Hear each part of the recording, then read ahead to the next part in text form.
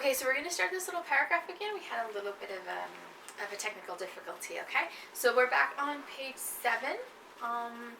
It was not the only disappointment my mother felt in me. It was in the years that followed, I followed her many times. I failed her many times, each time asserting my will, my right to fall short of expectations.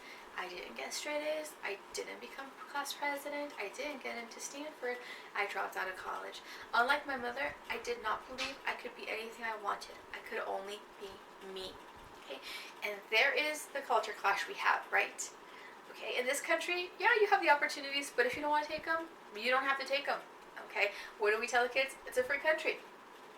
Right? But the mother doesn't see it that way. The mother says that, perhaps she was wasted her life for not taking these opportunities. Okay? And for all those years, we never talked about the disaster at the recital or my terrible declarations afterward at the piano bench.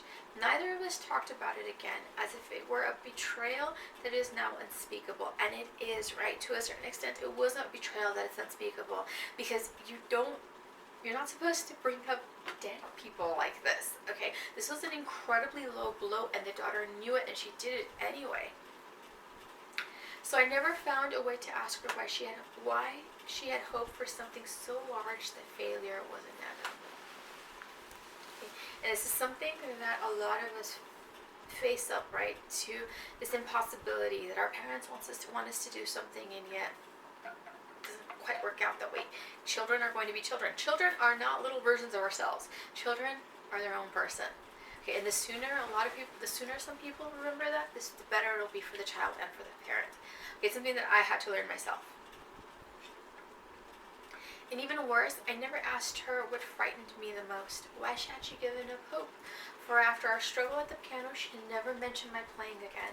The lessons had stopped. The lid to the piano was closed out, shutting out dust, my misery, and her dreams. So she surprised me. A few years ago, she offered to give me the piano for my 30th birthday. I hadn't played it all those years. I saw the offer as a sign of forgiveness, a tremendous burden removed. Are you sure? I mean, won't you and Dad miss it? No. This your piano, she said firmly. Always your piano. You only one can play it. Well, I probably can't play it anymore, I said. It's been years. You pick up fast, my mother said. You have natural talent. You could be genius if you want to. No, I couldn't. You just not trying, my mother said. She said it neither angry nor sad. She said it as if she was announcing a fact that could never be disproven. Take it, she said. And of course, we find out that she didn't take it. I forgot to mention that the book begins with June's mom dead. Because at the beginning of the book, she's dead. So these are all stories that are told as the book continues. And that's why she mentions that her mom is dead, right? And if you look at the very end of page 8, okay, after I had the piano tuned, I opened the lid and touched the keys. It sounded even richer than I remembered. Really, it was a very good piano.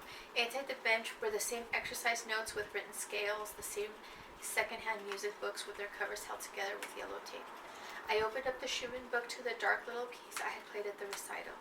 It was on the left-hand page, Pleading Child. It looked more difficult than I remembered. I played a few bars, surprised at how easily the notes came back to me.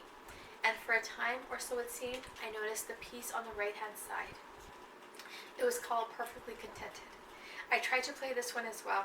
It had a lighter melody, but with the same flowing rhythm, and it turned out to be quite easy.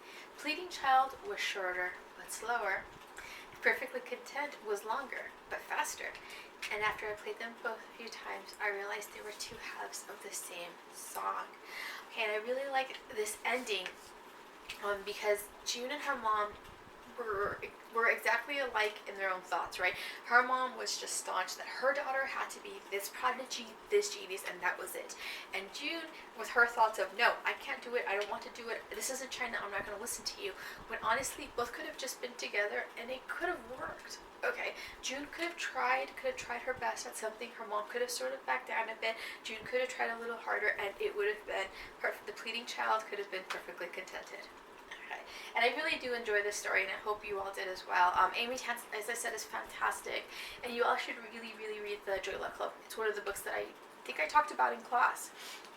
Right, so as I said, this is the last lecture. Your take-home your take-home final. Your final will be up by Saturday, if not Sunday. Okay, I'm gonna go over the sentences, make sure they all make sense. Okay, and the reason I had to hold this dog like this through the lecture, even though I'm told she looks exhausted, is because she'll start snoring otherwise. Okay, and she snores loudly, right? Do you snore? She's so tired, isn't she? She's way tired. All right. Anyhow, this is probably going to be the last time that I'm going to speak to you all. Discounting the texts that I'll be receiving from you all, asking for help, which of course you know you can text me at any time for help on your exam. But listen, you all have been great. It's been my honor to have you all as students. I do wish that the semester hadn't ended this way. I wish that we would have had more time in class. There was lots of other things we could have done in class. Unfortunately, this virus made that impossible. I'm really going to miss you all. I love teaching, and I hope that you all learned a little bit from my class.